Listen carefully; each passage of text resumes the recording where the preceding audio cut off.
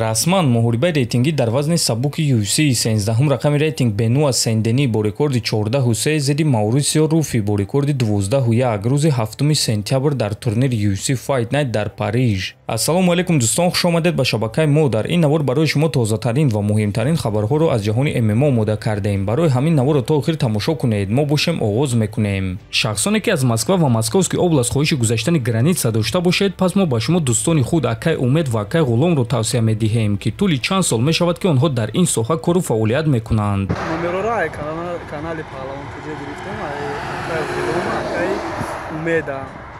Хай беҳтарин даъмати калон ки рафтем 100% граница гузаштем. худи ҳозир ба номерҳои дар рӯи экран буда ё ин ки ба ватсапи номерҳои дар рӯи экран буда занг занед ва бо ин дӯстони мо граница гузашта ҳуҷҷатҳои худро хуб кунед. Тобови ҷангори вазни сабук UFC Арман Царукян гуфт ки киро рақиби навбатии худ мебинад.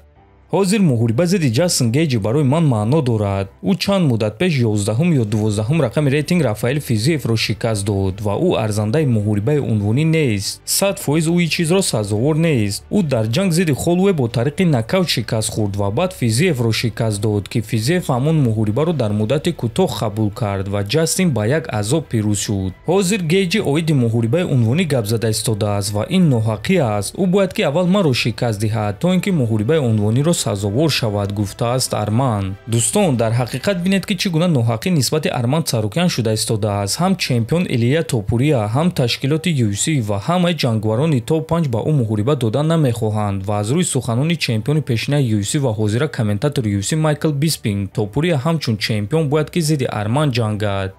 Арман Царукян хатар барои ҳамаи ҷангварони вазни сабук аст. ӯ ҳамаи чизро дорад: гӯштин, техникаи зарбазанӣ, тобоварии қувва ва боз ӯ ҷавон аст. ӯ ваҳшии ҳақиқӣ аст. Илия Топурия гуфт ки камарбандро озод мекунад агар ки UFC ба ӯ муҳориба зидди Арман диҳанд. Ин нишонаи хуб нест барои шахсе ки нав чемпион шуд. Агар аз рӯи дастовардҳо гап занем, пас Арман Царукян марди ҳақиқӣ аст. Агар ки ту чемпион бошӣ, ту бояд ки зидди Арман ҷангӣ, гуфтааст Биспинг. Ва дӯстон, дар ҳақиқат ҳозир барои Илия Топурия аз ҳама рақиби вазнин дар вазни сабук Арман Царукян аст ва ҳамчунин ӯ аз ҳама зиёд арзандаи муҳорибаи унвонӣ аст.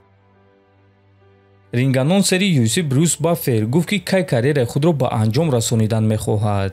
ман ният дорам ки дар турнири UFC 400 иштирок кунам. ин ҳадафи ман аст. ин турнир тақрибан 8 сол баъд баргузор мегардад ва нақшаи ман дар он ҷо иштирок кардан аст. ман дар он ҷо мешавам ва ман доимо кӯшиш мекунам ки вазифаи худро олиҷаноб иҷро кунам, гуфтааст Баффер. хотиррасон мекунам ки айни замон Брюс Баффер 68 сола аст ва ӯ карьераи худро дар ташкилоти UFC соли 1996 дар турнири UFC 8 оғоз карда буд. ҳамчунин ногуфта намонад ки ринганонсери машҳури ҷаҳон Майкл Баффер ки дар бокс баромад мекунад Акай Брюс Баффер аст ва ин ду бародар, яке дар ҷаҳони бокс, дигаре дар ҷаҳони ММА машҳуртарин ринг анонсеранд. маҳз Майкл Баффер барои додари худ Брюс Баффер намуна шуд ки Брюс ин роҳро интихоб кард. ногуфта намонад ки айни замон Майкл Баффер 80 сола аст ва ӯ ҳоло ҳам ҳамчун ринг анонсер дар бокс баромад мекунад.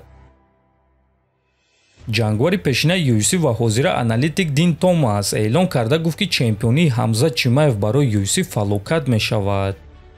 ғалабаи Чимаев барои UFC фалокат мешавад. шумо наметавонед рад кунед ки дар сари шумо фикрҳои он намеояд ки муҳориба барҳам хӯрда метавонад. баъзе ҷангваро бисёри вақт ба муҳориба баромада наметавонанд. хуб, биёед тасаввур мекунем ки ӯ ба октагон мебарояд ва пирӯз мешавад. оё мо ба боварӣ гуфта метавонем ки ӯ боз ба муҳориба баромада метавонад? ана савол дар чист? оё Ҳамзат ин корро 2 маротиба, 3 маротиба карда метавонад ё не? чунки дивизион бояд ки ҳаракат кунад, на ин ки дар як ҷо истад. барои оне ки дивизион ҳаракат кунад, чемпион бояд ки муҳориба гузаронад. оиди худи муҳориба бошад, пас ман фикр мекунам ки Дрикус ғолиб мешавад. фикр мекунам ки ӯ пеш аз 5-ум раунд Ҳамзатро хаста мекунад. шояд ки ӯ Чимаевро дар 3-юм раунд фавран шикаст медиҳад. Дуплеси на танҳо ба фишори Ҳамзат тоқат мекунад, а балки ба суръати ин муҳориба тоқат мекунад ва дар баъзе лаҳзаҳо хубтар баромад мекунад. ана баъдан мо мебинем ки чӣ гуна Чимаев сӯзҳаракат мешавад ва Дрикус бартариро ба дасти худ мегирад, гуфтааст Томас. дӯстон, шумо бо ин суханҳои Дин Томас розӣ ҳастед ки Ҳамзат дер баромад мекунад ва метавонад ки дивизиони вазни миёнаро манъ кунад? метавонед фикрҳои худро нависед. ногуфта намонад ки муҳорибаи унвонӣ байни Ҳамзат Чимаев Макдоналд ва Дрикус Дуплеси аллакай саҳари 17 август дар турнири UFC 319 баргузор мегардад. Дар ҳамин ҷо дӯстон навори мо ба анҷом мерасад. Фикру ақидаҳотонро нависед, ҳатман дар YouTube канали мо обуна шавед. То боздид, хонобуду сарбаланд бошед.